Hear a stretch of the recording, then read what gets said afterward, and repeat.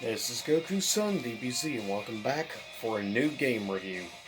This is going to be a review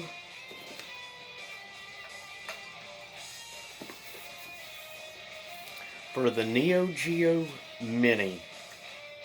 Now, this is, of course, the international version of it, obviously. Now, in order to give a reasonable description, or rather, discussion slash review on it, I ended up trying out 7 of the games on this out of 40 Neo Geo classics, which is definitely a good selection, I think. This is definitely the best way if you want to play a pretty good. I think overall the quality of the ROMs are actually pretty solid for the most part on this. Now there is one thing to know, of course, you have to get a bundle or some in order to have a controller. Otherwise you will have to play it in its miniaturized form, which is still cool, given that it looks like just a mini little arcade. I love the fact that the joystick actually works pretty good. The buttons, I think, are actually really solid. Then, of course, you have your start and select buttons.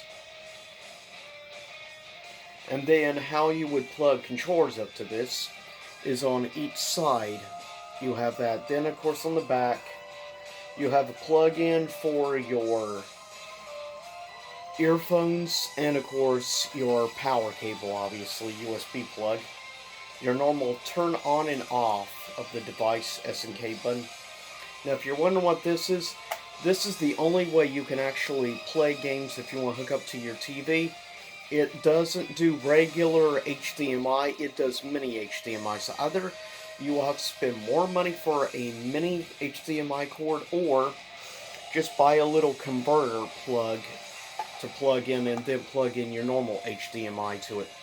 That's by far the cheapest and easiest route to go if you want to play this.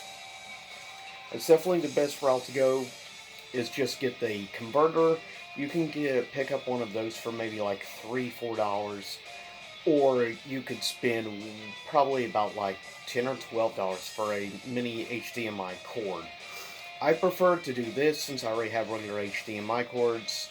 It makes more sense just to spend just a couple of dollars rather. And you can get them relatively cheap on Amazon, which is what I did. But overall, it plays really solid. There are, I will say, some resolution issues, though, with this when it comes to some of the games I've played.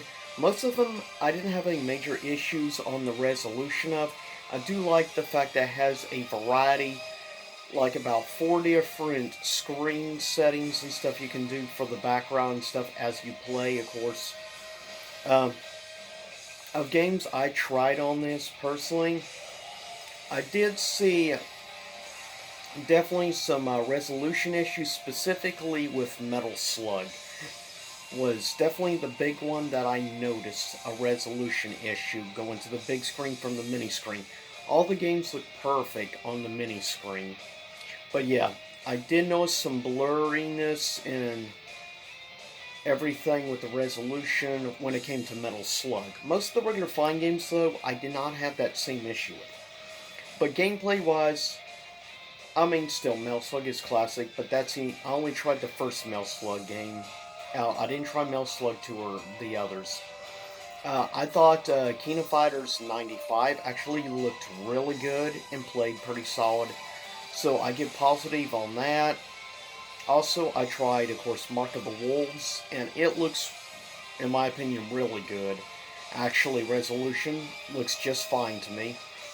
King of Fighters 2000 looked really solid. Last Resort, I noticed here and there maybe a little bit of stuff, but not as bad as Metal Slug was.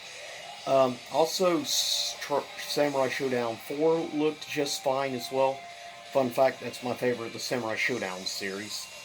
Also, the last, though, game I ended up trying was a game that's actually not quite as well known, and that is The Last Blade 2.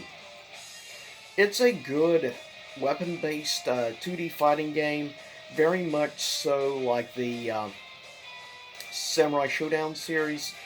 Though I think gameplay aspect, though it looks like Samurai Showdown, the sprite work I actually think looks better in The Last Blade too.